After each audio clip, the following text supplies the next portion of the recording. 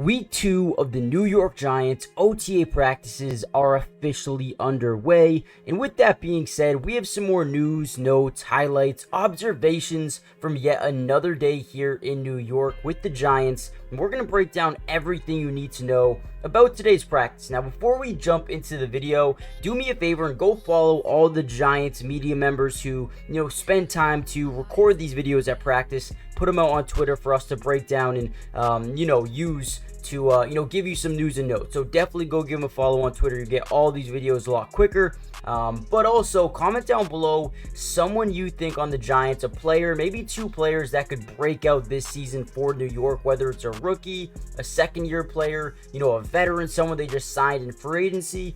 Comment down below someone you think could make a major contribution for this team going into next season.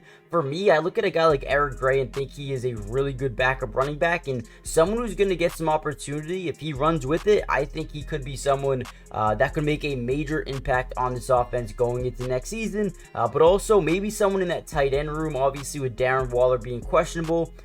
Daniel Bellinger, Theo Johnson, and Jack Stoll, Lawrence Cager. All these guys have a ton of potential and are going to have a ton of opportunity until Darren Waller either comes back or fully retires. So let me know in the comments down below, who you're most excited to see, but also who you think could be a big contribution for this team next season. Now, some big news we heard today was Brian Daboll said that he was most likely going to continue to call plays here, at least for the next couple of weeks into OTAs. But once we get into training camp, we should know a little bit more. But as of right now, there's no, final decision in terms of who will be calling those plays, which is very interesting to me. Will it be Daboll or will it be Mike Kafka? So that's very, something that we need to focus on and something that we need to monitor going forward. We also saw that the Giants have waived running back Gary Brightwell. I believe they brought him in a couple of years ago late in the draft. But he is going to be waived with an injury designation. But they'll also bring in a DB in Elijah Riley, someone who, is a pretty good player and definitely adds some competition to this room. But right now, when you look at guys like Nick McLeod and Deontay Banks, and even Drew Phillips, right? These guys are really good, and they have Cordell Flott, they have Darnay Holmes, and a guy like Aaron Robinson as well, who they drafted in the third round a couple of years ago, brought in David Long Jr.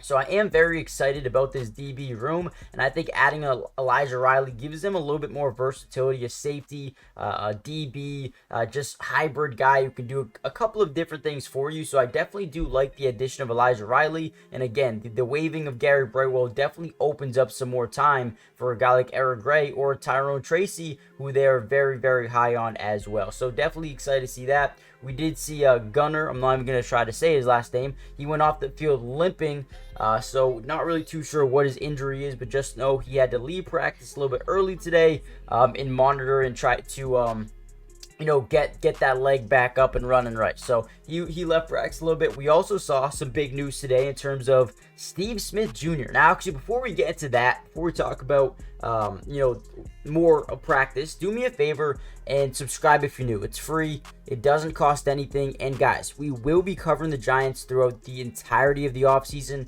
Like I said, OTAs, not only going to cover the rest of that, but training camp, mini camp, mandatory mini camps next week, by the way. So got you guys covered there. And then from there, preseason, regular season, we're going to be breaking down film throughout the entirety of the year. So make sure you guys join the family. Again, it's free. And lastly, go check out the Giants media members. I cannot emphasize this enough, man. These guys will get you the highlights so much quicker and keep you guys updated on Twitter so much faster. I definitely want to give them a big shout out. And again, Brian Daboll said no update on Darren Waller. Every other player has made it in for spring workouts besides Waller, so they're still waiting to hear back from him. Will he retire? Will he at least play one more season? No one really knows, which again opens up things for Theo Johnson, things for Lawrence Cager, and especially a guy like Daniel Bellinger. I feel like he's going to get the majority of the first team reps right now. And, it's well-deserved. He's a guy they drafted early on a couple of years ago. I believe he was a 4th-round pick, so relatively decent draft draft pick there, right? So I think they're going to give him all the opportunity in the world to come out here and at least prove that he can be the alpha in this room. Now, there was some 11-on-11s today, 7-on-7s as well. Daniel Jones trying to just continue to put in work. I feel like a quarterback who's done really good so far is Tommy DeVito, right? They bring in Drew Lock to be the backup, but man, Tommy DeVito, it just seems like every single day he practices, he's getting better and better. So that's another guy I want you guys to keep an eye on out for, because, I don't think he could be or steal the day one starting job. But this is someone, if Daniel Jones struggles again in the regular season, I will not be surprised at all if they throw in Tommy DeVito and just see what he has again this year, because last year he showed a lot of flashes. I wouldn't be surprised if he could do it again. And lastly, maybe not lastly, but Steve Smith Jr., or senior now, I guess, right? Steve Smith Sr. was at practice today visiting the Giants. He was working with, everybody, right? Not only Jalen Hyatt. A lot of these little clips here, you're going to see him working out with Jalen Hyatt, him working out with Malik Neighbors, right? Which I think is really, really useful, especially for a guy like Malik Neighbors who, is getting Allen Robinson over here to help out with his, mentorship, but also Steve Smith, one of the best wide receivers to do it over the past couple of decades. I mean, he's been insanely important.